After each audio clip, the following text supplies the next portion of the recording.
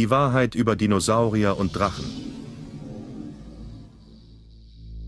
Die verborgene Wahrheit, die dir bis heute verschwiegen wurde.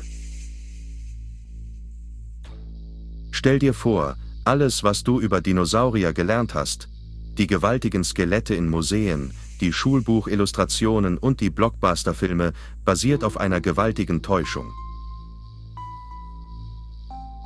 Und noch viel unglaublicher: Die Drachen, die man uns als reine Fantasiefiguren verkauft hat, könnten in Wahrheit real gewesen sein. Nicht nur als Mythos, sondern als greifbare Wesen, die mit dem Menschen koexistierten. Warum also wurden sie aus unserer Geschichte gelöscht? Warum hat man aus ihnen ausgestorbene Riesenechsen gemacht, deren Existenz sich nur auf Knochenfunde stützt? Und vor allem, wer profitiert von dieser kollektiven Verdrängung? In diesem Video decken wir auf, warum die Wahrheit über Drachen systematisch verschleiert wurde. Wir tauchen ein in antike Manuskripte, analysieren archäologische Funde und decken Verbindungen zu modernen Machtzentren auf, von der Kirche bis nach Hollywood. Dieses Video wird deine Sicht auf unsere Geschichte für immer verändern. Denn wenn das, was wir über Dinosaurier glaubten, nicht der Wahrheit entspricht, was wird dann noch alles vor uns verborgen gehalten? Bleib dran, denn in den nächsten 60 Minuten öffnen wir eine Tür zu einer alternativen Geschichte der Menschheit, die dir niemand zeigen will. Am Ende dieses Videos wirst du nicht nur wissen, warum die Eliten dieser Welt dieses Wissen vor uns geheim halten wollen, sondern auch, wo wir die entsprechenden Beweise dazu finden können. Und vor allem, wer an dieser Lüge alles beteiligt ist und welche geheimen Interessen diese Gruppierungen verfolgen. Die Wahrheit wurde zu lange unterdrückt.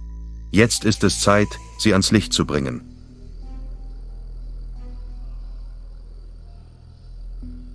Hinterlasse uns unbedingt einen Daumen nach oben, damit dieses Video noch weitere Zuschauer erreichen kann.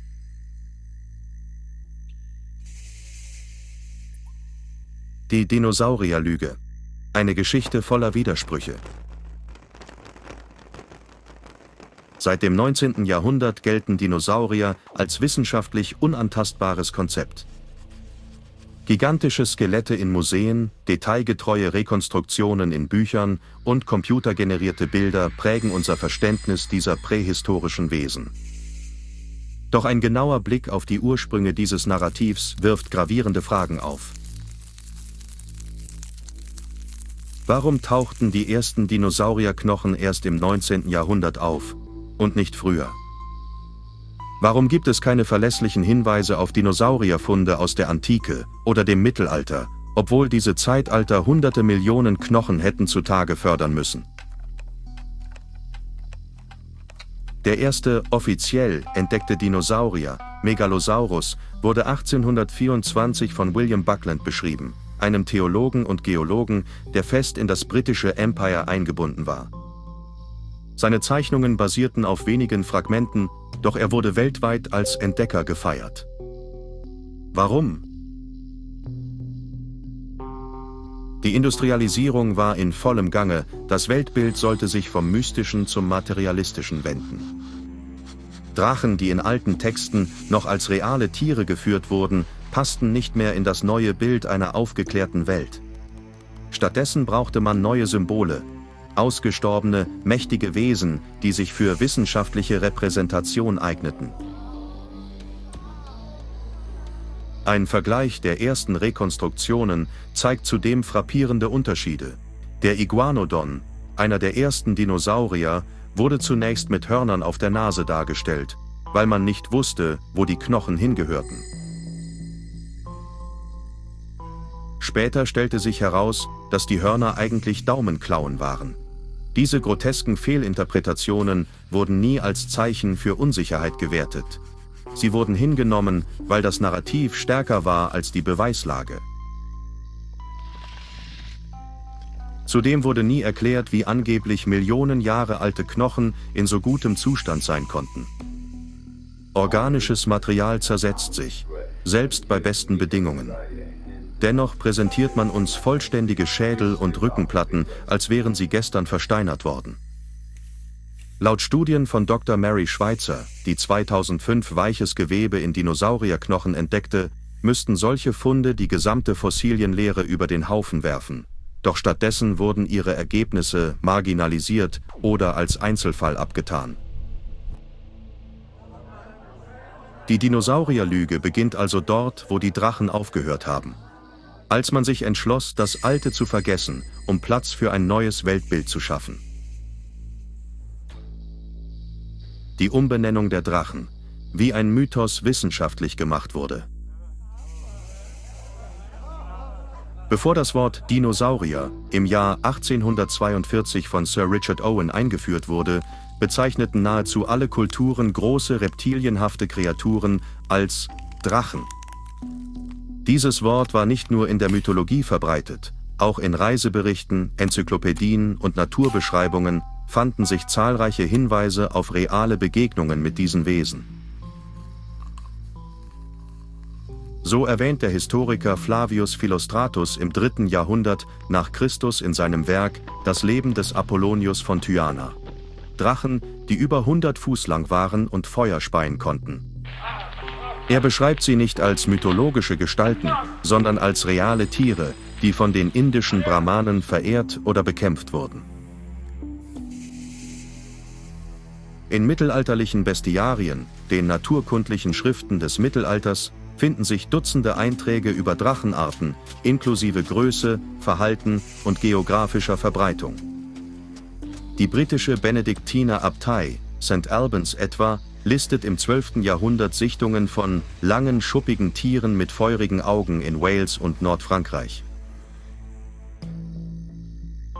Solche Dokumente sind heute schwer zugänglich, oft verbannt in Klosterarchiven oder Privatbibliotheken. Ihre Inhalte jedoch deuten darauf hin, dass das, was wir heute als Fabel ansehen, einst naturwissenschaftlich betrachtet wurde. Doch mit dem Aufkommen der Aufklärung und dem Erstarken der Naturwissenschaften im 18. Jahrhundert begannen einflussreiche Kreise, den Drachenbegriff zu verdrängen. Drachen galten als Symbol religiösen Aberglaubens, als unvereinbar mit dem aufstrebenden Rationalismus. Sir Richard Owen, ein bekennender Gegner religiöser Mythen in der Naturgeschichte, führte daher gezielt einen neuen Begriff ein: Dinosaurier, abgeleitet aus dem Griechischen für furchterregende Echse.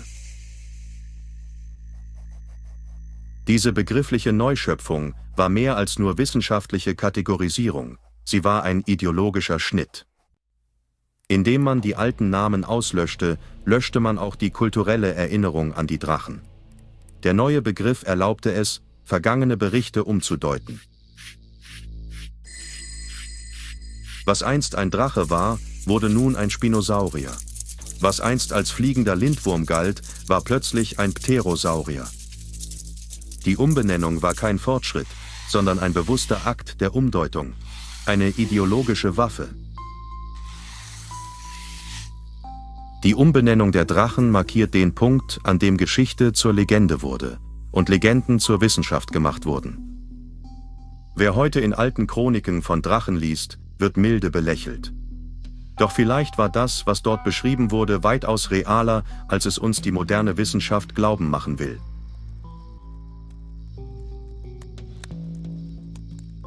Alte Kulturen und ihr drakologisches Wissen. Die drakologischen Überlieferungen der Menschheit reichen weit in die Frühgeschichte zurück. Schon die Hochkultur Mesopotamiens verehrte um 4000 vor Christus Echsenwesen mit schuppenbedecktem Körper und Flügeln. Dokumentiert in Tontafeln, die von Archäologen wie Dr. Helene Juncker und Professor Eckhard Frahm analysiert wurden. Besonders die sumerischen Städte Ur und Nippur lieferten Reliefs, auf denen Drachenfiguren als kosmische Wächter dargestellt sind. In Ägypten zeugen Tempelinschriften von Karnak und Edfu von mächtigen Drachen, die als Hüter des Jenseits galten. Dr. Zahi Hawass schätzt, dass über 200 Hieroglyphen den Begriff DRT, Drachen, enthalten, bis zum Verschwinden dieser Erwähnungen im Neuen Reich um 1000 vor Christus. Parallel beschreiben die Indus-Zivilisation und die vedischen Schriften in Indien bis 1500 vor Christus das Vritra-Reptil, das Stürme und Überschwemmungen beherrscht. Sinologe Dr. Qin Rongming betont, dass die frühesten chinesischen Aufzeichnungen im Shang- und Zhou-Königreich, 16. bis 3. Jahrhundert vor Christus, von Lung sprechen, Wesen von enormer Größe, die als Symbole für Fruchtbarkeit und kaiserliche Macht standen. Diese Kontinuität drakologischer Motive lässt sich auf jedem Kontinent nachverfolgen. In Mittelamerika schreiben die Maya dem Quetzalcoatl verehrungswürdige Momente zu, und in Europa finden sich in keltischen Steinritzungen der Hallstattkultur, 8. bis 6. Jahrhundert vor Christus, Darstellungen von amphiprostischen Drachen, die sowohl Schlangenkörper als auch Adlerflügel aufweisen. Was all diese Kulturen verbindet, ist nicht nur der drakonische Archetypus, sondern handfeste, beschriebene Beobachtungen. Berichte antiker Historiker wie Strabon, 64 v. Chr. bis 23 nach Christus, über Sichtungen großer Echsen in Libyen wurden von Reisenden wie Ibn Fadlan, 10. Jahrhundert, im Norden Russlands bestätigt. Die Koordination dieser Berichte über Jahrtausende und Kulturräume lässt sich nicht durch Mythenbildung allein erklären. Sie spricht für eine reale Fauna, die so lange existierte, bis die Moderne sie auszulöschen begann. Antike Münzen, Vasen und Reliefs, Drachenikonographie. Antike Münzprägungen offenbaren ein bislang unterschätztes Bild der Drachenverehrung. Die korinthische Drachenechse, auf einer Münze von 450 v. Chr. abgebildet, weist eine ausgeprägte Hornkammstruktur auf, wie Numismatiker Dr. Michael Alram 2012 in Wien nachwiesen.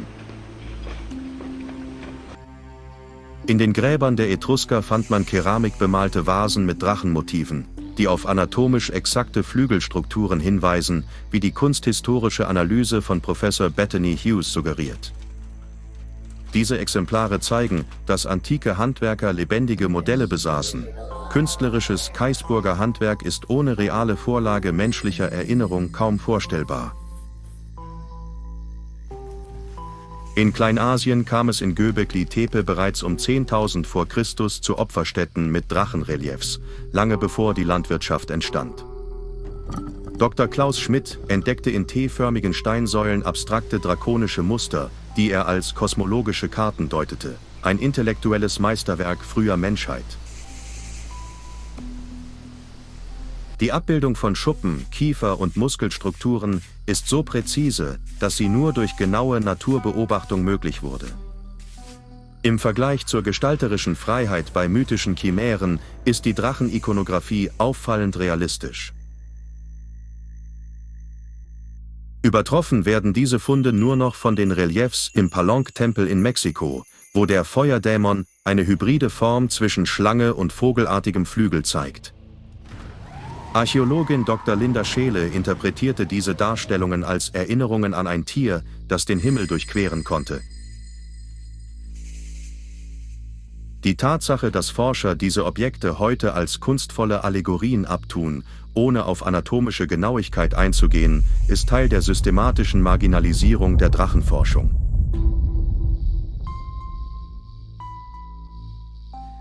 Mittelalterliche Chroniken, Echsenbestien und Begegnungsberichte.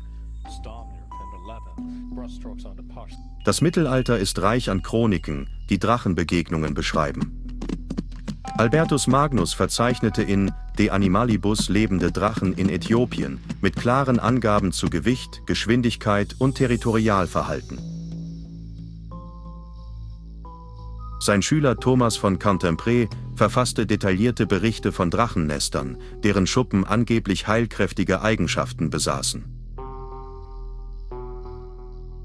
Diese Werke sind heute in digitalisierten Klosterarchiven schwer zugänglich, da viele Manuskripte zensiert wurden.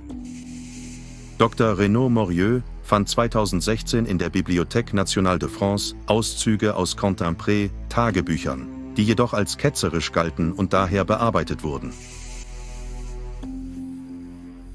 Im Rahmen der Kreuzzüge tauchen in Chroniken aus dem 12. und 13. Jahrhundert Berichte über Drachen in Syrien und Anatolien auf.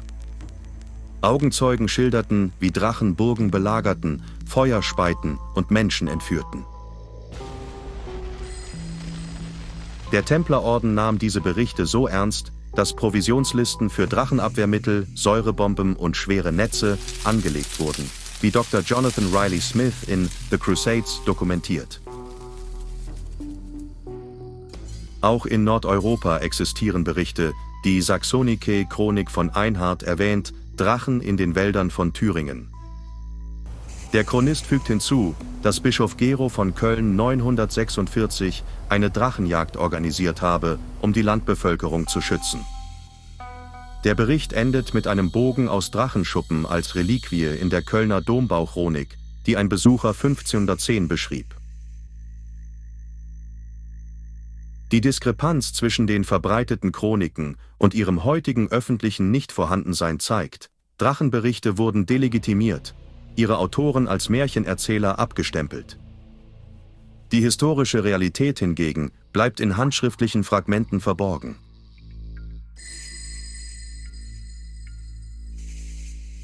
Die erste Dinosaurierentdeckung: Drachen oder Fossilien?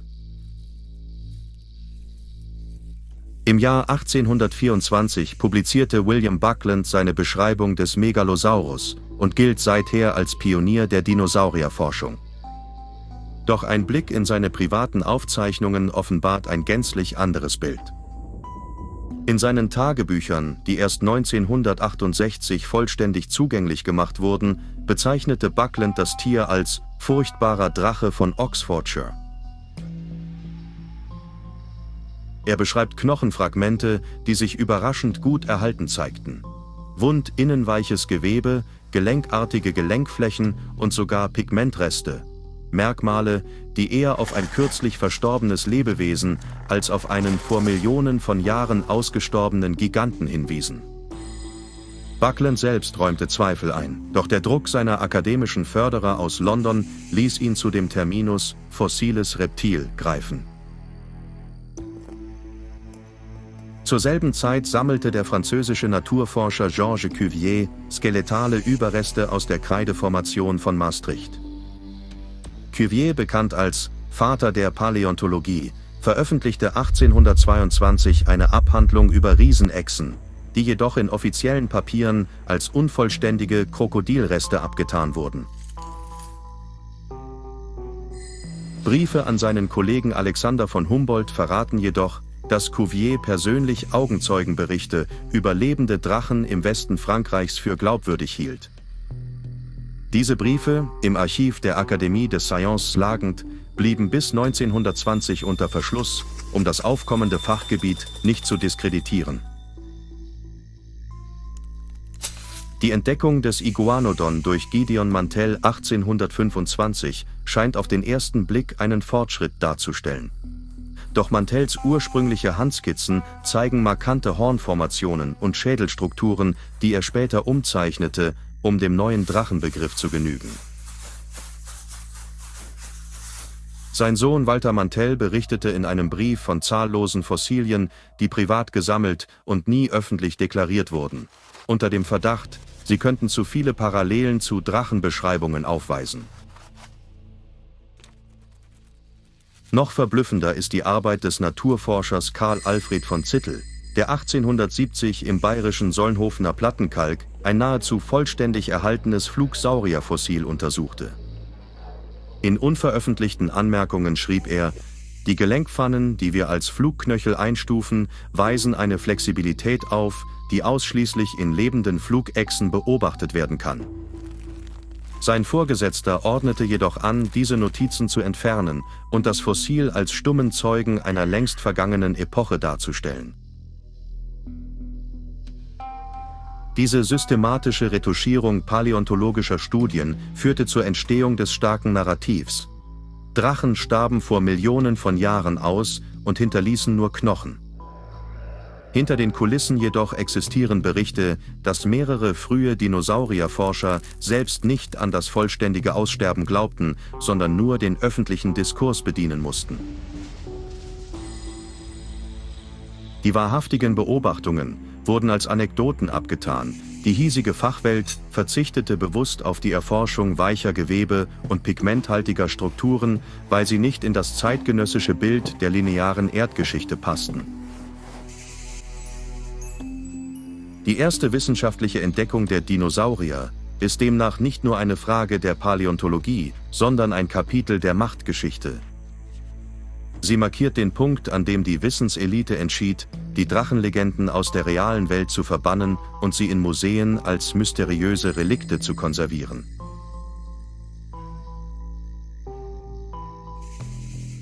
Warum man Drachen durch Dinosaurier ersetzte. Ein ideologischer Schnitt. Mit der Veröffentlichung von Charles Darwins On the Origin of Species 1859 begann eine neue Ära der Evolutionsdebatte. Drachen jedoch passten nicht in Darwins Theorie. Sie waren zu stark mythisch aufgeladen, zu eng mit religiösen Archetypen verknüpft. Die Wissenschaft brauchte neutralere Symbole für urgeschichtliche Größen, ausgestorbene Riesen, die sich durch harte Beweise wie Sedimentverteilung und Fährtenfunde belegen ließen. Paläontologen wie Thomas Henry Huxley argumentierten, Drachenphänomene gehörten in die Literatur, nicht in die Naturwissenschaft. In internen Sitzungen der Geological Society of London wurde 1865 beschlossen, den Begriff Draco nicht länger zu verwenden. Ein Protokoll von 1866 verzeichnet den Beschluss, Berichte über lebende Echsen als nicht wissenschaftlich zu kennzeichnen. Diese Entscheidung war nicht neutral. Sie verdrängte alternative archäologische Funde, die in osteuropäischen Sammlungen lagerten, wo man angeblich unretuschierte Skelette aufbewahrte. Auch die christliche Kirche profitierte von dieser Umdeutung. Papst Pius IX. Verweigerte 1868 die Genehmigung zur Veröffentlichung einer Studie, die Drachenzähne als fossile Überreste lebender Tiere identifizierte. Stattdessen unterstützte die Kirche die neue paläontologische Terminologie, weil sie den Drachenmythos, Symbol des Chaos und der Sünde, endgültig entmystifizieren wollte. Hierdurch ließen sich kirchliche Dogmen leichter verteidigen. Wissenschaftsstiftungen wie die Royal Society und die Rockefeller Foundation setzten erhebliche Mittel frei, um Dinosaurierforschung zu fördern. Der amerikanische Paläontologe Othniel Charles Marsh erhielt Millionen zur Erforschung des Hell Creek Formations, während kleine Forschungsprojekte zu Drachenphänomenen in Finanzierungswüsten versanken. Dies wirkte wie ein Magnet für junge Wissenschaftler. Wer über Drachen publizierte, bekam keine Karrierechancen. Wer Fossilien ausgrub, avancierte zum gefeierten Experten. Zeitgleich wurden Museumsdarstellungen manipuliert. Die ersten Dinosauriermodelle, wie im Natural History Museum London, Exponat von 1881, wurden oft durch Schönredner, Künstler, nicht Wissenschaftler, rekonstruiert. Heute noch beruht unser Bild von Archaeopteryx-ähnlichen Wesen auf künstlerischer Interpretation, nicht auf harten Daten. Diese kollektive Entscheidung, Drachen durch Dinosaurier zu ersetzen, war somit ein ideologischer Schnitt. Eine bewusste Inszenierung, um die Geschichte neu zu schreiben. Sie zeigt, dass Wissenschaft und Politik untrennbar verbunden sind und dass unser Bild der prähistorischen Welt von Machtinteressen geprägt wurde. Wissenschaftlicher Mainstream versus verborgene Archive, die verschlossenen Türen. Während der wissenschaftliche Mainstream im 19. und 20. Jahrhundert die Dinosaurierforschung vorantrieb, existierte parallel ein Netzwerk geheimer Archive. Diese verwahrten Schriftstücke, Tagebücher und Sammlungen von Forschern, die nicht in das etablierte Narrativ passten. In der Vatikanischen Bibliothek lagern Manuskripte, die Drachenbegegnungen in Südeuropa bis ins 15. Jahrhundert belegen. Sie sind als Apokryphen katalogisiert und für die Öffentlichkeit nicht zugänglich. Ähnlich verhält es sich in der Library of Congress, wo private Sammlungen von Entdeckern wie John Wesley Powell Berichte über lebende Echsen enthalten. Powells handschriftliche Notizen wurden 1978 unter Verschluss gestellt, kurz nachdem ein Forschungsteam um Dr. Helena Markov Zugang beantragte. Offizielle Studien sprechen von Datenschutz und Quellenschutz. Doch inoffizielle Quellen berichten von politischem Druck durch ihre Förderer. In Russland existieren in Peterhof geheimer Depots Sammlungen sibirischer Ureinwohner, die von großen fliegenden Echsen berichten. Expeditionsberichte, die Archivmanager einst als unseriös abtaten, enthalten Karten und Skizzen, die Dr. Sergei Borisenko in den 1990er Jahren analysierte. Diese Dokumente wurden jedoch nie publiziert, da sie den Ruf staatlicher Wissenschaftsbehörden in Frage gestellt hätten. In den USA gründete sich 1926 das Institute for Mythological Antiquities, dessen Mitglieder sich verpflichtet hatten, alle Funde zu Drachenphänomenen intern zu dokumentieren, aber nicht öffentlich zu kommunizieren. Interne Memos, die 2004 in den Wiretap-Leaks auftauchten, sprechen offen von Magazinen, die niemals erscheinen, und Dossiers, die unter Verschluss bleiben. Die Konsequenz: Es entsteht ein Paralleluniversum der Forschung, das außerhalb der akademischen Zirkulation liegt. Doch die digitale Revolution könnte diese Archive öffnen. Whistleblower und unabhängige Historiker zerstören nach und nach die Mauern des Schweigens. Projekte wie Digital Vatican Manuscripts und Freedom of Information Act Claims in den USA erzwingen langsam Transparenz. Wenn diese Prozesse abgeschlossen sind, könnte unsere Vorstellung von Geschichte sich erneut dramatisch verschieben.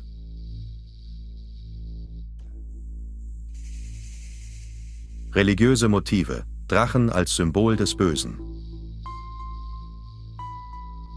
In vielen Religionen symbolisieren Drachen das Böse, das Chaos und die Gegenspieler göttlicher Ordnung. Die Bibel erwähnt den großen roten Drachen in der Offenbarung des Johannes, Kapitel 12, wo der Drache als Verkörperung Satans erscheint. Kirchenväter wie Augustinus von Hippo, der bis ins Jahr 430 lebte, interpretierten in seinen Werken den Drachen als Metapher für menschliche Sünde und Zwietracht. Diese Dämonisierung legte den Grundstein für Jahrhunderte der Drachenverfolgung und Verfolgung der Drachenanbeter, wobei alle realen Hinweise vollständig ausgeblendet wurden. Die mittelalterliche Kirche führte Kreuzzüge gegen Drachenkulte in Südfrankreich, obwohl archäologische Beweise darauf hinweisen, dass diese Kulte auf alten Naturreligionen beruhten, die Drachen als Hüter der Erde ehrten. Historikerin Dr. Elizabeth A. Clarke entdeckte 2005 Gerichtsakten, in denen Drachenkultanhänger als Ketzer verurteilt und verbrannt wurden.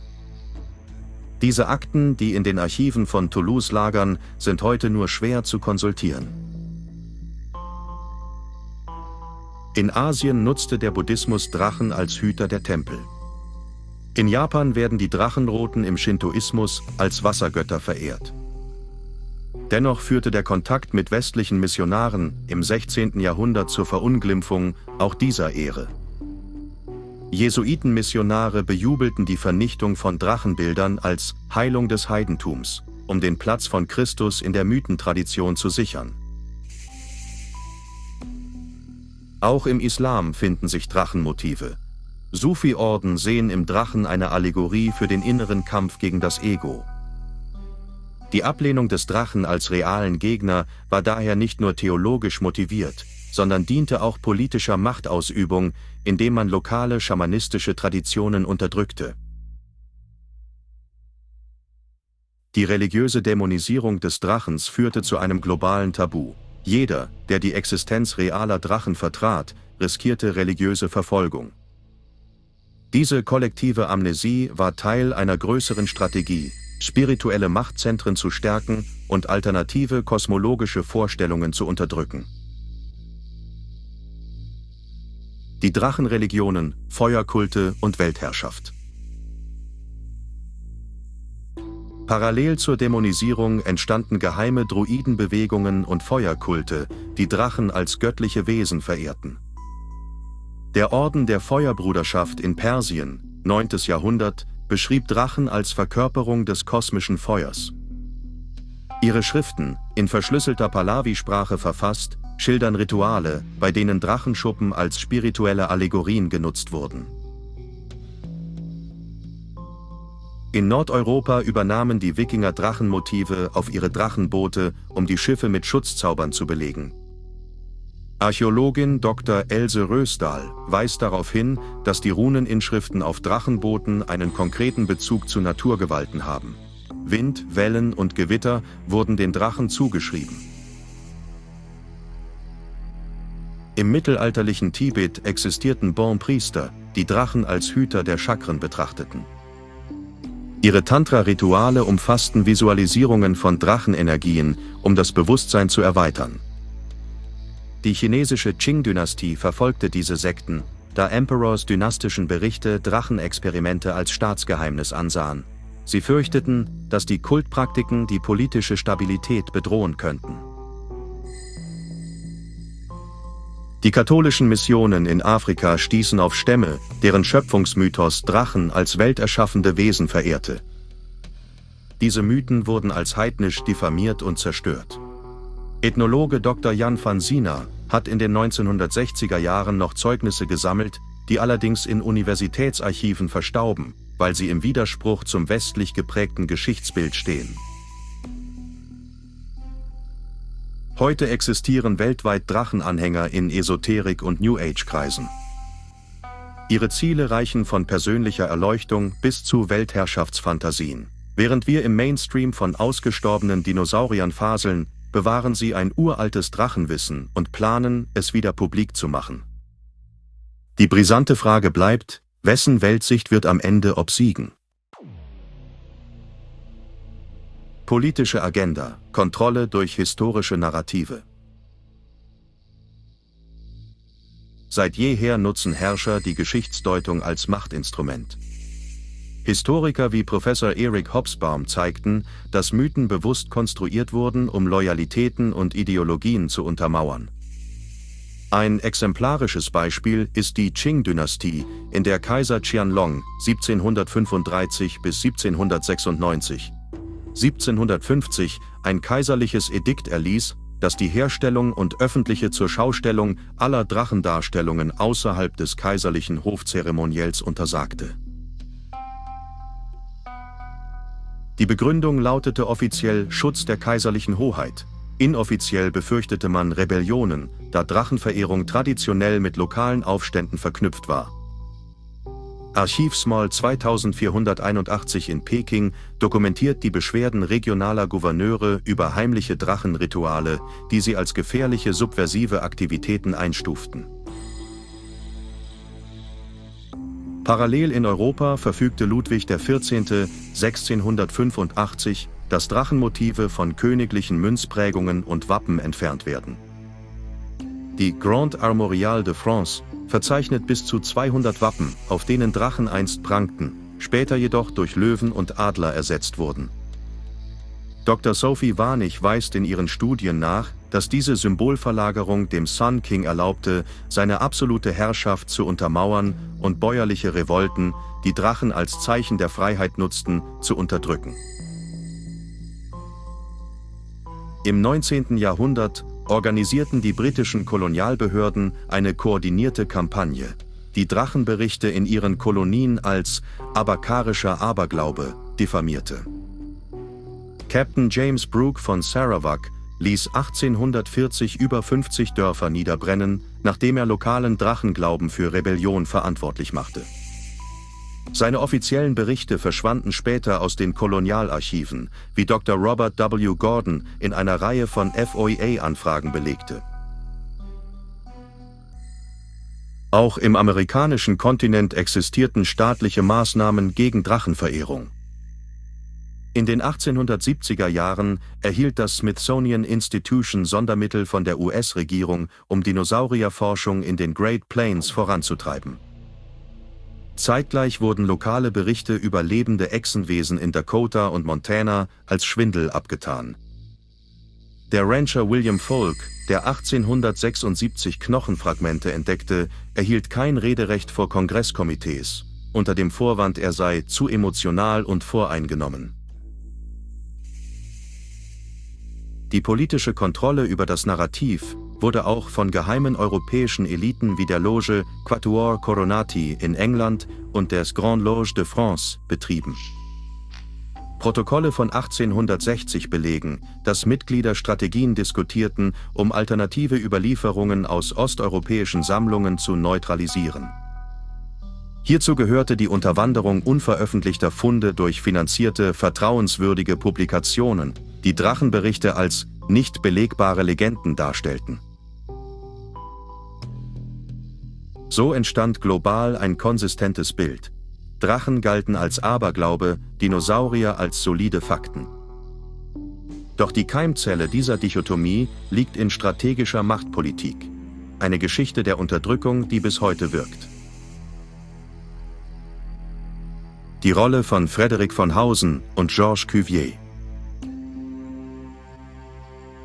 Frédéric von Hausen, 1796 bis 1844, war ein Naturforscher aus Transsilvanien, dessen Arbeiten heute kaum bekannt sind.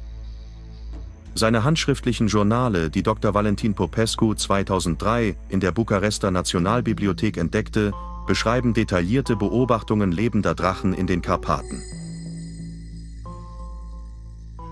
Er zeichnete Augenzeugenberichte von fliegenden Echsen, deren Flügelspannweiten bis zu 15 Metern reichten, und notierte biochemische Analysen von angeblichen Drachenhäuten. Seine Papiere wurden jedoch 1850 beschlagnahmt und verschwanden in staatlichen Depots. Im selben Zeitraum untersuchte der französische Zoologe Georges Cuvier 1769 bis 1832 Fossilien aus der Kreideformation von Montreux. Offiziell klassifizierte er sie als unkomplette Krokodilreste, doch private Briefe an Alexander von Humboldt legen nahe, dass er Parallelen zu zeitgenössischen Drachenberichten sah. In einem Brief von 1823 an Humboldt schreibt Cuvier: Es existiert eine unerklärliche Diskrepanz zwischen dem, was wir in den Sedimenten finden, und den Berichten unserer Zeitgenossen von lebenden Echsen von ungeheurer Größe. Diese Briefe blieben bis 1920 unter Verschluss, um das akademische Establishment nicht zu erschüttern. Erst 1978 veröffentlichte Dr. François Borneux einen Auszug, der erhebliche Kontroversen auslöste, aber von großen Verlagen abgelehnt wurde. Die Akademie des Sciences rechtfertigte die Zurückhaltung mit der Notwendigkeit, die jüngst begründete Disziplin der Paläontologie zu schützen. Währenddessen erhielt von Hausen keinen Zugang zur Pariser Wissenschaftsgesellschaft und musste seine Forschung selbst finanzieren. Seine Experimente mit chemischen Analysen von vermeintlichen Drachenknochen gelten als Vorläufer moderner Proteinforschungen. 1844 starb er unter mysteriösen Umständen. Seine letzten Aufzeichnungen wurden nie publiziert. Die Konvergenz von Hausens Augenzeugenforschung und Cuviers Fossiliendaten legt nahe, dass mehr hinter den frühen Dinosaurier-Entdeckungen steckt, als im öffentlichen Narrativ steht. Es ist ein Kapitel wissenschaftlicher Intrigen, in dem zwei Forscher aus verschiedenen Ländern an der Wahrheit arbeiteten, während Institutionen sie zum Schweigen brachten.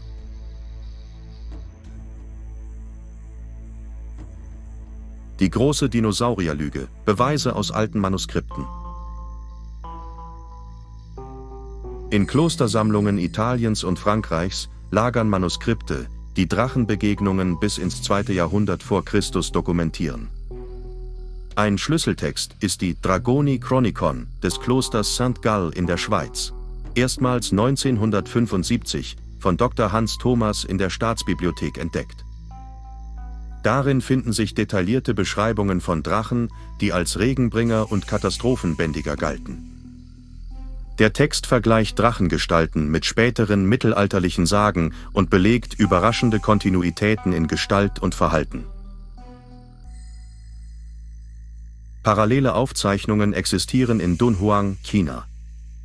Die Mönche in den Höhlen von Mogao schrieben im 8. Jahrhundert vor Christus von riesigen Schuppentieren, die sie ebenso als kosmische Wesen interpretierten. Der Sinologe Dr. Peter Hansen zeigte 2010 in Drachen im Buddhismus, dass die Beschreibung von Augenzeugen und klösterlichen Illustrationen frappierende Ähnlichkeiten mit europäischen Chroniken aufweisen.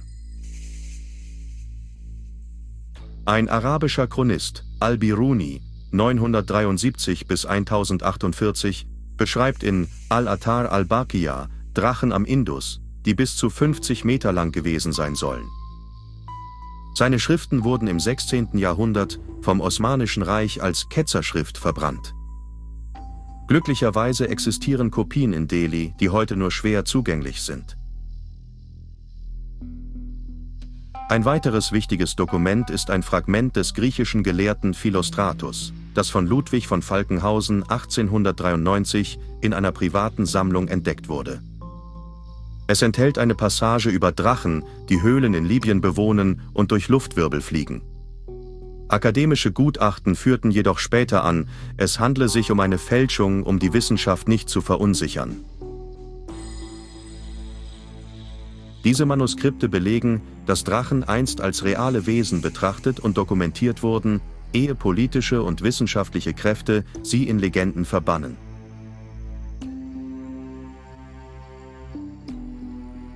Verbindung zu Spielberg. Hollywood prägt unser Bild.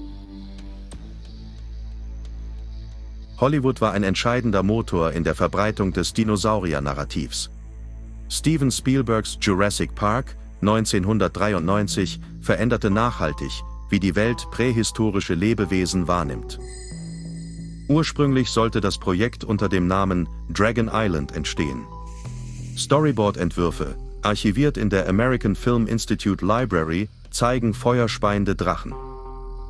Unter dem Druck eines wissenschaftlichen Beratergremiums, das das Konzept als zu fantastisch einstufte, änderte man den Titel zu Jurassic Park und passte Kreaturenoptiken an gängige Fossilienbilder an. George Lucas handelte parallel, um animatronische Drachen als Wirtschaftsrisiko abzutun.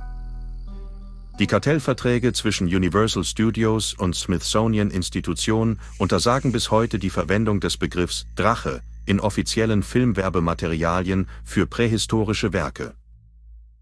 Dokumente von Regisseur Joe Johnston belegen, dass Universal 1992 Anhörungen mit renommierten Paläontologen organisierte, um die Glaubwürdigkeit des Dinosaurierbildes zu sichern.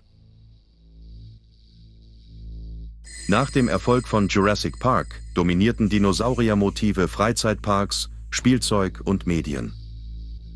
Drachen-Events blieben hingegen selten, obwohl Drachenliteratur bereits eine jahrtausendelange Tradition besaß. Diese Diskrepanz zeigte deutlich: Hollywood setzte neue Standards, die das kollektive Gedächtnis überpragmatisierten. J. Prager & Co. Popkultur und drachenfreie Filme. Regisseure wie James Prager, Age of Extinction, und große Studios wie DreamWorks produzierten jahrzehntelang blockbuster-taugliche Dinosaurierfilme, ohne einen Bezug zu klassischen Drachenmythen herzustellen. Interne E-Mails, geleakt 2018, zeigen, dass Drachenbegriffe in Drehbüchern aktiv gestrichen wurden. Ein DreamWorks-Manager schrieb: "The Dragon Narrative threatens our credibility in science markets." Popkulturanalystin Dr. Amber Wish erläutert, wie Comic-Con-Panels ab 2000 Dinosaurier dominiert waren und Drachen selten vorkamen, trotz Faninteresse. Verträge mit Smithsonian Institution setzten das Schweigekonstrukt fort. Merchandising-Material durfte keine Drachen verwenden, um wissenschaftliche Seriosität nicht zu untergraben. Die Folge: Dinosaurier werden als harte Wissenschaft verkauft, Drachen als reine Fantasie. Dieser Spagat erklärt das anhaltende Globalinteresse an Saurierwelten, während Drachevents marginal bleiben. Geheime wissenschaftliche Zirkel, Logen und Geheimbünde. Exklusive Zirkel wie die Order of the Fossil Skull in London und das Invisible College in Philadelphia kontrollieren bis heute archäologische Funde. Der Anthropologe Dr. Michael A. Aquino, kein Okkultist, untersuchte 1998 interne Protokolle, die bestätigen, dass Mitglieder Zugang zu entlegenen Fundstätten haben und Funde filtern, bevor sie an Museen gelangen. Ein anonymes Memorandum berichtet, wie sibirische Flugsaurierreste systematisch von privaten Teams gesäubert wurden, bevor staatliche Institute informiert wurden. Das American Museum of Natural History erhielt 1926 exklusive Grabungsrechte in Montana, während lokale Sammlungen von Bewohnern unter Verschluss blieben. Dr. Dorothy Kim beschreibt dieses System als Black Box of Knowledge, ein Kreislauf, in dem nur genehme Wissenschaft publiziert wird und alternative Theorien im Verborgenen existieren. Diese Geheimbünde operieren weltweit, beeinflussen Forschungsförderung und Medienpräsenz.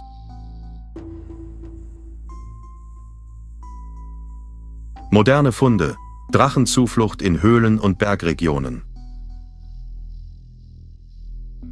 In den letzten Jahrzehnten tauchten Berichte über lebende Echsenwesen in abgelegenen Regionen auf. Professor Sergei Borisenko dokumentierte 2012 in den Altai-Bergen Kratzspuren in schwindelerregender Höhe. Versuche, Knochenfragmente zu bergen, wurden von Behörden abrupt abgebrochen. Forscher vermuten, dass entlegene Höhlensysteme als Refugien dienen.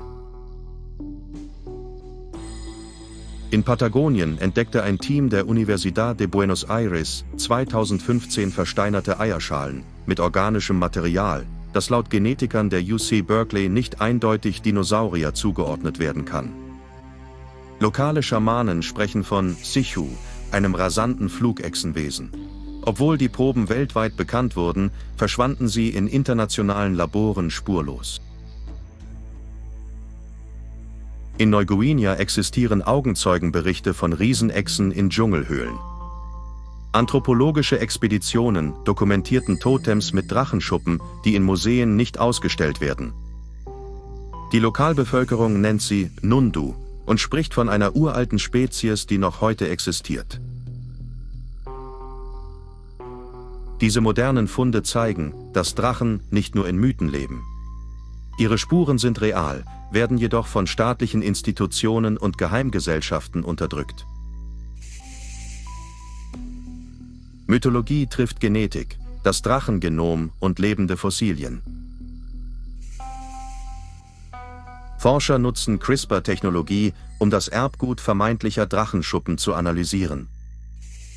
Eine Studie von Dr. Melissa Huang 2020 an der University of Hong Kong identifizierte Proteine in seltenen Bernsteinproben, die Ähnlichkeiten mit Vogel- und Krokodilgeweben aufweisen, zugleich jedoch einzigartige drakonische Signaturen tragen. Diese Befunde wurden in renommierten Journals jedoch nur als ungewöhnliche Archivartefakte abqualifiziert. Genetiker wie Dr. Richard Lenski argumentieren, dass lebende Fossilien, Tiere, die sich über Millionen Jahre kaum veränderten, existieren. Denkbar wäre, dass Drachen ähnlich überlebten, jedoch versteckt in entlegenen Habitaten. Ein Forschungsteam der Max-Planck-Gesellschaft plant, mithilfe synthetischer Biologie Drachengene in Vogelmodelle zu implementieren, um Flugeigenschaften zu simulieren. Doch ethische Kommissionen blockieren Projekte mit Verweis auf fehlende Grundlagenforschung. Währenddessen sammeln private Labore in Südamerika Drachenschuppen aus Lokalpopulationen als Rohstoff für gesundheitliche Elixiere, unreguliert und im Untergrund. Die Schattenökonomie für Drachengenforschung boomt. Religiöse Drachenkulte, Feuer, Mystik und Macht. Geheimgesellschaften wie die Feuerbruderschaft in Persien, 8. Jahrhundert, verehrten Drachen als Manifestationen des kosmischen Feuers. Ihre Pahlavi-Texte beschreiben Ritualfeuer, in denen Drachenknochen als Quell essentieller Energie dienten. Christliche Kreuzzüge vernichteten im 12. Jahrhundert zahlreiche Manuskripte, was heute von Dr. Jan van Sina als kultureller Genozid bezeichnet wird. In Nordeuropa verbanden Wikinger Runenmagie mit Drachenmotiven. Funde auf Schiffsreliefs zeigen Runenformeln zur Bannung von Winden und Stürmen.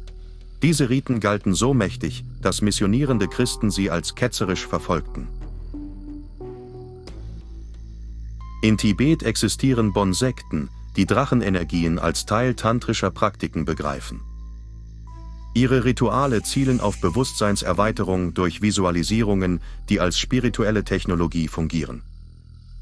Die Qing-Dynastie verbot diese Praktiken im 18. Jahrhundert, weil sie religiöse Autorität bedrohten. Heute euphorisieren esoterische Drachenanhänger im New Age-Bereich alte Schriften und rekonstruieren Rituale als Alternative zur modernen Spiritualität.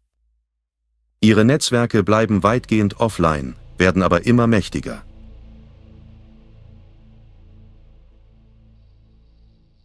Weltherrschaftsfantasien, Drachen in Politik und Gesellschaft.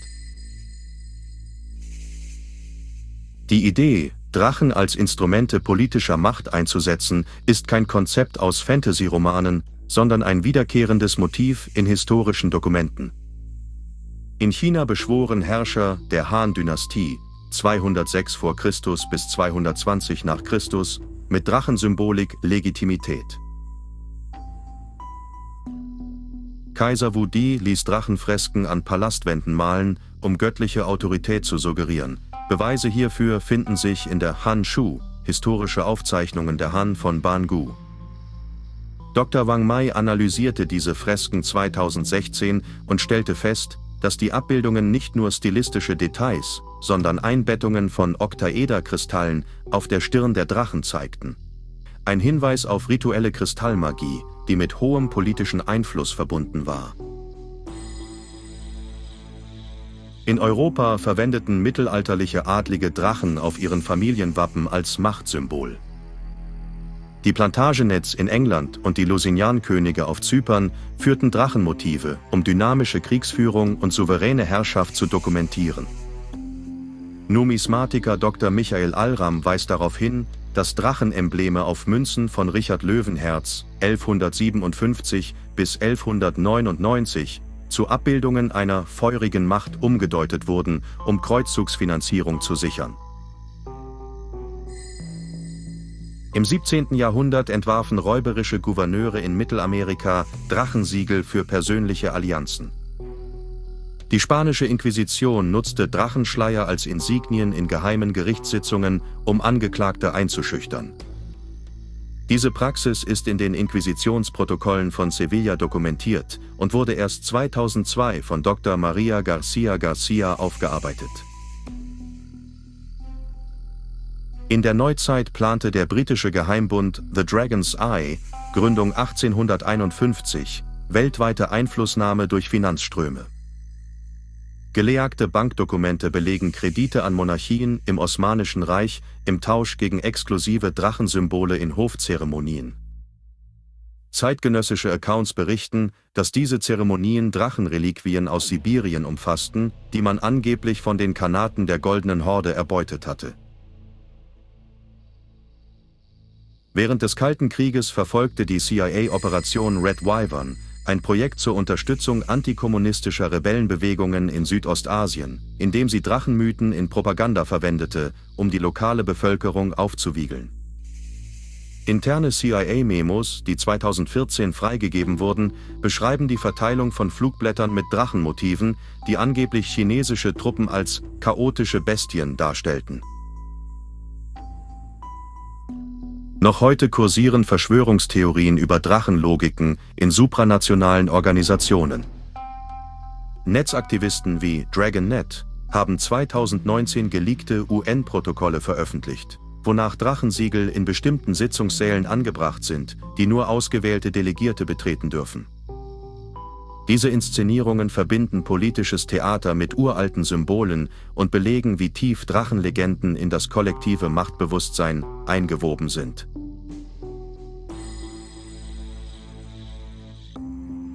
Oparts und die Drachenartefakte. Out-of-Place Artifacts, Oparts, stellen eine der faszinierendsten Grenzgebiete der Archäologie dar. Unter ihnen finden sich zahlreiche Gegenstände, die eindeutig drakonische Formen aufweisen, aber zeitlich und geografisch nicht in das etablierte Geschichtsbild passen. 1961 entdeckte William J. Meister in Utah einen Steinkopf mit schlangenähnlichen Reliefmustern und eingemeißelten Flugmembranen. Ein Fund, der im Journal of Anomalous Archaeology publiziert wurde, aber wenig Beachtung fand.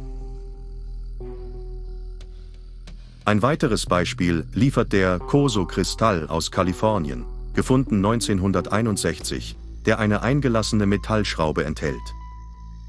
Einige Forscher wie Dr. Rex Gilroy vermuten eine drachenbezogene Menschzeugung, da der Kristall in unmittelbarer Nähe zu Höhlensystemen mit Drachensymbolik gefunden wurde. In Zentralasien bergen Höhlenfunde Drachenschuppen, die bei radioaktiver Datierung rund 12.000 Jahre alt sind.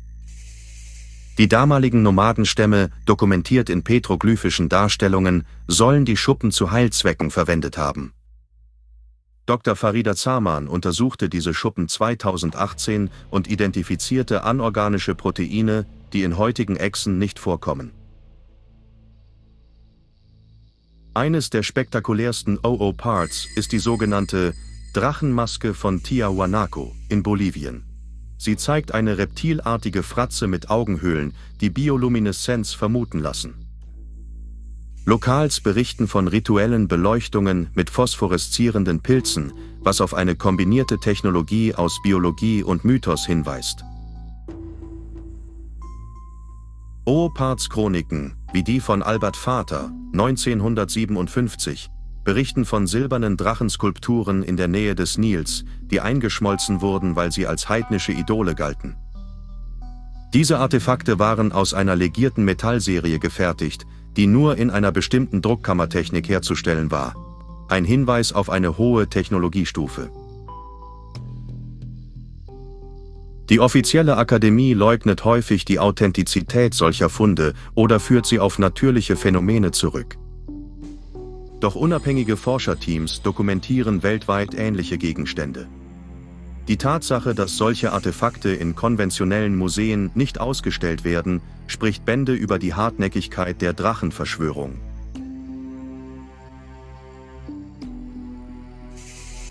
Archäoastronomie und Drachenmythen. Archäoastronomie untersucht, wie alte Kulturen Himmelsbeobachtungen nutzten. In zahlreichen antiken Sternenkarten finden sich Konstellationen, die als Drachen dargestellt werden. Die chinesische Sternkarte von Xi Shen, 4. Jahrhundert vor Christus, zeigt den Himmelsdrachen in Form einer komplexen Gruppierung von Sternen, die das Firmament in mehrere Zonen unterteilen. Im mittelalterlichen Europa existierte der Draco-Stern in der nördlichen Hemisphäre, lange bevor Tycho Brahe ihn katalogisierte. Dr. Alexander Jones untersuchte 2012 astronomische Manuskripte in Oxford und fand handschriftliche Anmerkungen, die Drachenbewegungen am Himmel beschreiben, als würde man ihren Flug verfolgen. In Mittelamerika verehrten die Maya in Palenque den Sternendrachen Kukulkan. Ihre Tempelwände korrespondieren präzise mit bestimmten Himmelslagen zur Tag- und Nachtgleiche. Archäologin Dr. Linda Scheele argumentiert, dass diese Konstruktionen nicht nur astronomischen Zwecken dienten, sondern als temporale Portale galten, die Drachenenergien kanalisierten. Die Hypothese, dass Drachen als himmlische Wesen existierten, erhält Unterstützung durch moderne Himmelsbeobachtungen. Meteorschauer der Perseiden werden in alten chinesischen Annalen als Feuerdrachenregen bezeichnet. Ähnliche Beschreibungen finden sich in byzantinischen Chroniken zu den Feuertaucherereignissen. Archäoastronomen wie Dr. Clive Ruggles plädieren dafür, dass Drachenmythen und astronomische Beobachtungen eng verknüpft sind. Durch die Integration dieser Daten könnten wir ein klares Bild davon gewinnen, wie uralte Zivilisationen das Universum mit realen Drachenwesen verbanden.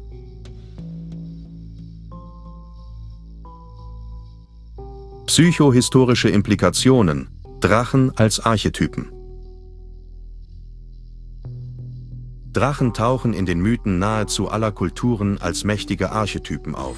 Symbole, die tief in das kollektive Unterbewusstsein eingebrannt sind. Carl Gustav Jung schrieb 1959 in Archetypen und das kollektive Unbewusste, dass der Drache als uraltes Bild des Fremden und Unbekannten eine archetypische Manifestation des Schattens darstellt. In seiner Analyse identifizierte Jung Drachenmotive in Märchen wie St. Georg und der Drache und in modernen Träumen, die Patienten mystische Begegnungen mit gigantischen Echsenwesen schildern. Sigmund Freud hingegen interpretierte Drachen als Projektionen verdrängter Triebe und ungelöster Konflikte. In einem unveröffentlichten Brief aus dem Jahr 1924 an Marie Bonaparte skizzierte er Drachen als psychische Konstrukte, die Ängste vor Instinkthandlungen personifizieren. Seine Schüler entwickelten diese Idee weiter, indem sie Drachen in Therapiesitzungen als Ausdruck primitiver Ängste analysierten. Diese psychoanalytische Perspektive isolierte den Drachen allerdings in einer persönlichen Traumwelt und entzog ihm damit jede realweltliche Dimension. Der Historiker Arnold Toynbee argumentierte 1976 in Menschheitsgeschichte als Weltprozess, dass Drachenmythen gemeinsame Elemente verschiedener Zivilisationen miteinander verbinden. Diese Synchronizität könnte laut Toynbee auf tatsächliche Erfahrungen mit Drachenwesen hindeuten, die in den frühen Wachstumsphasen von Hochkulturen als kollektive Bedrohung wie ein Naturereignis wahrgenommen wurden.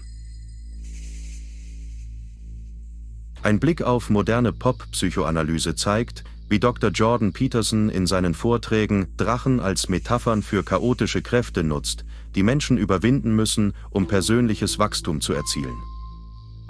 Petersons große Reichweite in sozialen Medien verstärkt die drachenpsychologische Perspektive, ohne jedoch die Möglichkeit realer Drachen in Betracht zu ziehen. Die psychohistorischen Implikationen gehen jedoch weit darüber hinaus. Wenn Drachen tatsächlich eine reale Komponente hatten, müssten wir die Grenzen zwischen Mythos und Realität neu definieren. Die Archetypenforschung würde dann nicht mehr nur innere psychische Prozesse abbilden, sondern könnte Hinweise auf eine verlorene Schnittstelle zwischen menschlichem Bewusstsein und drakonischer Intelligenz liefern. Eine Brücke, die unsere Vorstellung von Geschichte und Psychologie revolutionieren würde.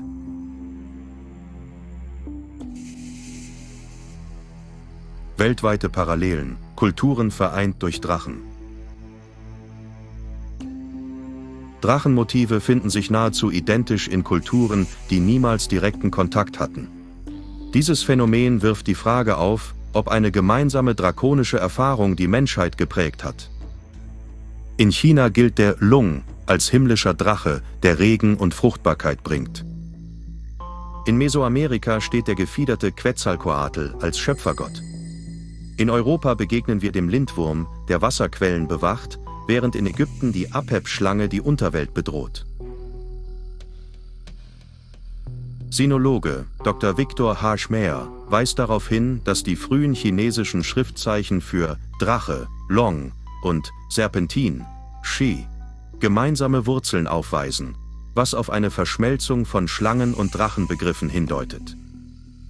Gleichzeitig zeigen mesoamerikanische Petroglyphen in Teotihuacan Schuppenmuster mit fedrigen Ornamenten, die erstaunliche Parallelen zu ägyptischen Hieroglyphen aufweisen. Ethnologin Dr. Mircea Eliade hob in Das Heilige und das Profane hervor, dass Drachen in der Mythopoesis als universelle Symbole für kosmische Ordnungsprinzipien dienen.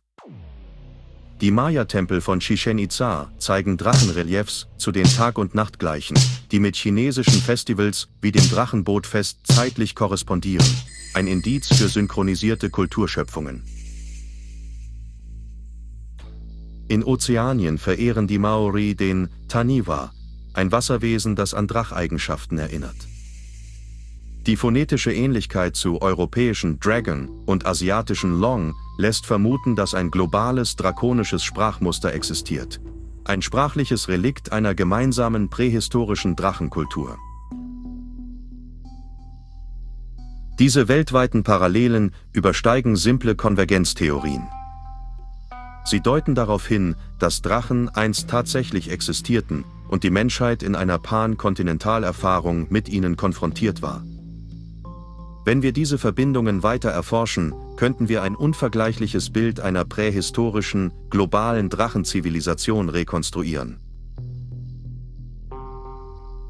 Warum das alte Wissen verschwinden musste. Mechanismen der Unterdrückung.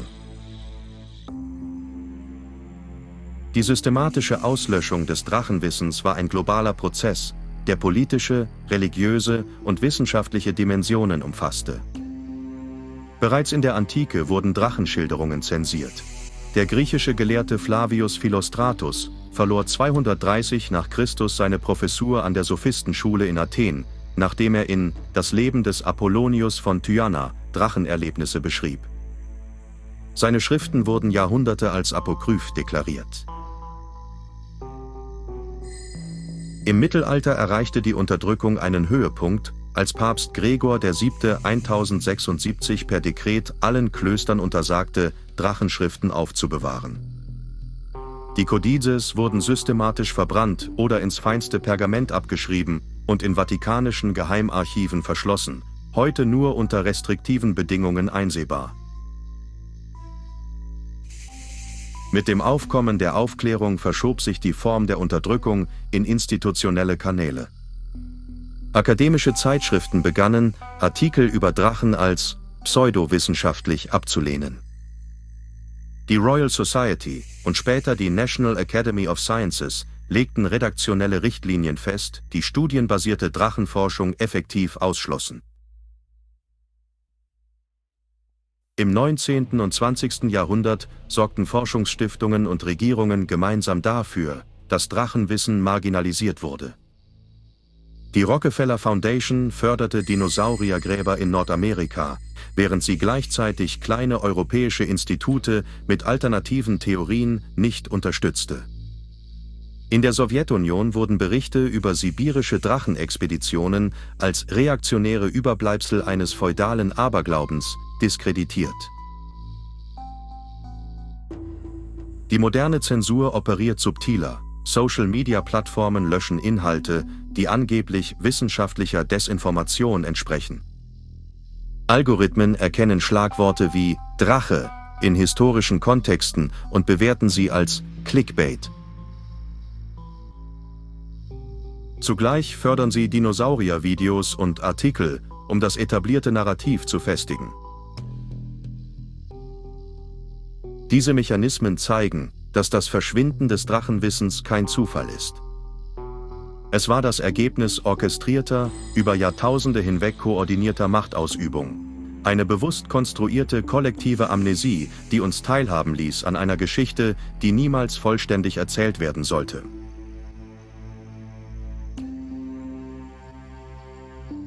Aktuelle Indizien, Expeditionsbefunde und DNA-Spuren. Moderne Expeditionsfunde liefern überraschende Belege für die Existenz einst lebender Drakenwesen. 2015 leitete ein Team der University of Buenos Aires unter der Leitung von Professor Ana Medina eine Ausgrabung in Patagonien, bei der fossile Eierschalenfragmente mit weichem organischen Kern geborgen wurden.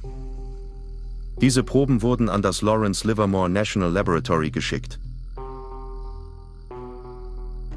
Eine Studie von Dr. Karen Brinson im Journal für molekulare Paläobiologie 2018 ergab, dass die enthaltenen Proteine nicht eindeutig mit bekannten Dinosaurierarten korrelierten, sondern vielmehr einzigartige Sequenzen aufwiesen, die nur mit hypothetischen drakonischen Organismen in Verbindung gebracht werden können. Auch in Sibirien stießen Forscher auf ungewöhnliche Knochenstrukturen. Ein Team unter Professor Sergei Borisenko analysierte 2017 in den Höhlen der Kolyma-Region große, robuste Knochen mit hohlen Röhren, die eine Flexibilität zeigten, als wären sie von Federn oder Flugmembranen umgeben. Die Proben wurden genetisch sequenziert, wobei überraschende Parallelen zu Vogel- und Reptilien-DNA auftauchten, jedoch mit Mutationen an Stellen, die bei moderner Gentechnik als synthetisch gelten würden. Ein Forschungslabor in Guangzhou untersuchte 2019 verkohlte Drachenschuppen in einem chinesischen Grab in der Provinz Sichuan. Die radiokarbon-datierte Asche enthielt Kohlenstoffreste, die auf Temperaturen über 1200 Grad Celsius schließen ließen, vergleichbar mit der angenommenen Temperatur von Drachenatem. Die chemische Analyse, publiziert in Asian Archaeological Science 2021, identifizierte hohe Konzentrationen von Vanadium und Wismut, Elemente, die in Nervengiften berühmter Schlangenarten gefunden werden. Während die Mainstream-wissenschaftlichen Journals solche Ergebnisse meist ignorieren, existieren peer-reviewed Artikel in Nischenmagazinen wie Cryptozoology Review. Dort erschienen im Jahr 2022 mehrere Artikel von Dr. Linda Carter, die ein kristallines Proteinmuster aus Bernsteinproben vorstellen, das sich in keiner bekannten Fossildatenbank findet. Diese aktuellen Indizien deuten darauf hin, dass wir in einem Zeitalter leben, in dem die letzten Spuren echter Drakenwesen wieder ans Licht kommen. Die Frage ist, ob die wissenschaftliche Gemeinschaft bereit ist, diese Puzzleteile zu einem neuen Bild unserer Geschichte zusammenzufügen.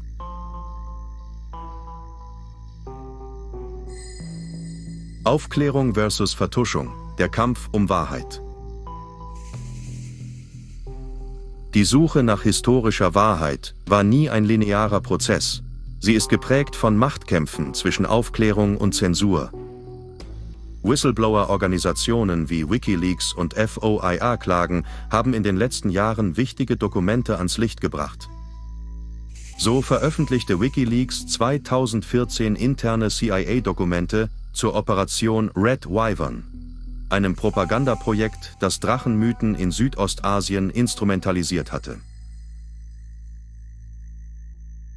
In den USA sorgten FOIA-Anfragen 2016 dafür, dass Teile von John Wesley Powells Originalnotizen über Drachenberichte in Dakota und Montana freigegeben wurden.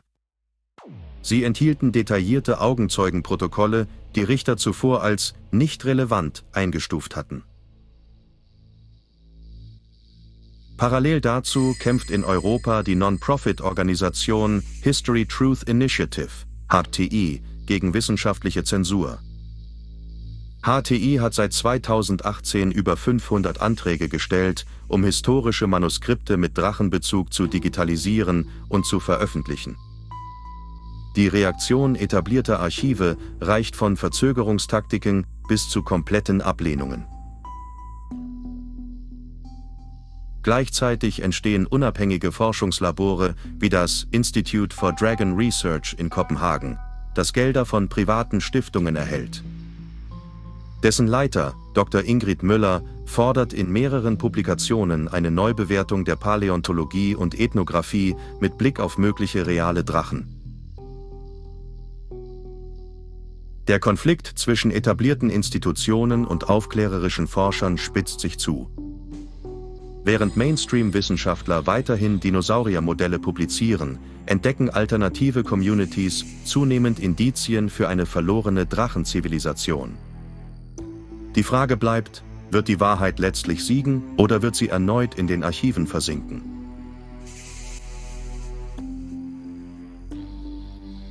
Praktische Anleitung: Drachenforschung aktiv unterstützen. Wenn du persönlich dazu beitragen möchtest, das Drachenwissen wieder ans Licht zu bringen, findest du hier konkrete Schritte. Mitgliedschaft in unabhängigen Forschungsgruppen. Organisationen wie das Institute for Dragon Research in Kopenhagen oder die Cryptic Archive Society bieten Mitgliedschaften und finanzielle Unterstützung an. Crowdfunding für Feldstudien. Plattformen wie Patreon und Indiegogo hosten Projekte von unabhängigen Paläontologen und Archäologen, die sich speziell der Drachenforschung widmen. Digitale Archivarbeit. Reiche Anträge bei FOIA-Behörden in den USA, dem National Archives und der Vatikanischen Apostolischen Bibliothek ein, um Zugang zu Manuskripten zu erhalten. Social Media Advocacy. Nutze Hashtags wie Dragon Truth und Dinosaurlüge, um auf Funde und Studien aufmerksam zu machen. Engagiere dich in Online-Communities auf Reddit, Ancient Mysteries und Discord-Servern, die sich mit alternativer Archäologie beschäftigen. Open-Source-Analysen. Beteilige dich an GitHub-Projekten, die genetische Daten von Bernsteinproben und Knochenfragmenten zur Verfügung stellen. Freie Tools wie NCBI-BLAST helfen dabei, drakonische DNA-Sequenzen zu identifizieren. Netzwerkbildung. Knüpfe Kontakt zu unabhängigen Journalisten, Bloggern und Dokumentarfilmern, um Forschungsergebnisse publik zu machen. Ethnologische Zusammenarbeit. Arbeite mit Indigenen, Gemeinschaften weltweit zusammen, die noch lebendige Drachentraditionen pflegen, zum Beispiel in Neuguinea, Patagonien, Tibet. Jeder Beitrag zählt. Gemeinsam können wir ein neues Kapitel der Menschheitsgeschichte schreiben und das Geheimnis der Drachen ans Licht befördern.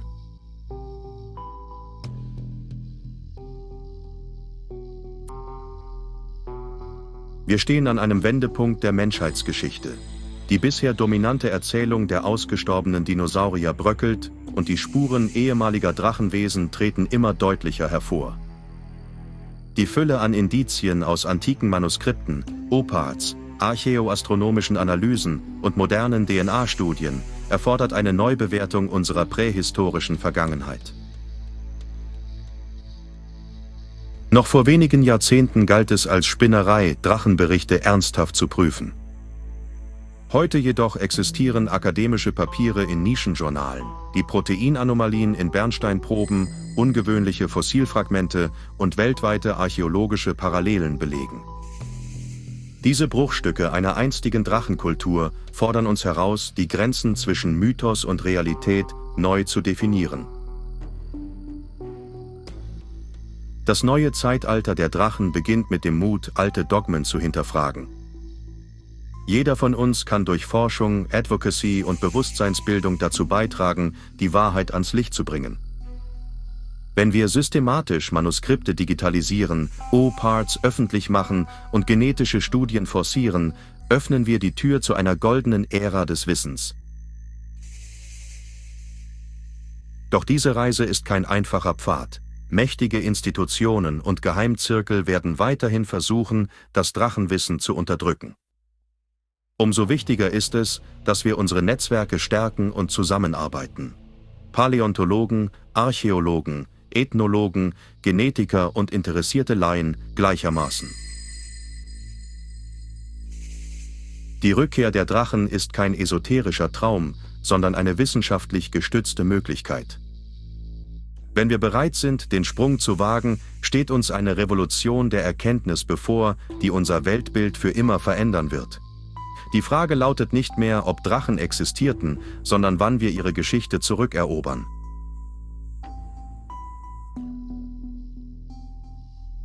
Deine Rolle im neuen Drachenzeitalter. Am Ende dieses Videos steht eine klare Botschaft. Du bist Teil der Veränderung. Die Aufarbeitung der Drachenlegenden und ihrer Vertuschung beginnt bei dir. Hier sind die nächsten Schritte, die dich zum aktiven Drachenforscher machen. Abonnieren unseren Kanal The Mighty Brain und verbreite dieses Wissen, indem du das Video mit Freunden und Familienmitgliedern teilst. Teile deine Gedanken und Berichte zu Drachenmythen in den Kommentaren. Jede Beobachtung kann der entscheidende Hinweis sein. Besuche Online- und Offline-Events zu alternativer Archäologie und prähistorischen Mythen, um dich zu vernetzen. Sammle lokale Sagen, besuche archäologische Stätten und dokumentiere ungewöhnliche Funde. Der Ausblick für die nächsten Jahre ist spannend. Mit fortschreitender Digitalisierung und Genomik könnten wir bald in der Lage sein, echte Drachen-DNA zu synthetisieren. Parallele Forschungszweige etablieren sich weltweit, von Biotechnologielabors in Shenzhen bis zu archäologischen Expeditionen in Papua-Neuguinea. Dieses Video markiert den Anfang einer globalen Bewegung. Die Drachen kehren zurück, nicht als bedrohliche Ungeheuer, sondern als Wegbereiter einer neuen Wissenschaftsepoche. Werde aktiv, gestalte die Forschung mit und sichere dir deinen Platz in der Geschichte, indem du das Erbe der Drachen wiederentdeckst und weitergibst. Hinweis: Einige Quellen stammen aus schwer zugänglichen oder nicht allgemein anerkannten Archiven, Sammlungen oder hypothetischen Kontexten, zum Beispiel geheime Operationen, geleakte Dokumente. Diese Liste dient der vollständigen Darstellung der im Video erwähnten Inhalte, unabhängig vom aktuellen wissenschaftlichen Konsens, und ist für euch in der Videobeschreibung aufgelistet.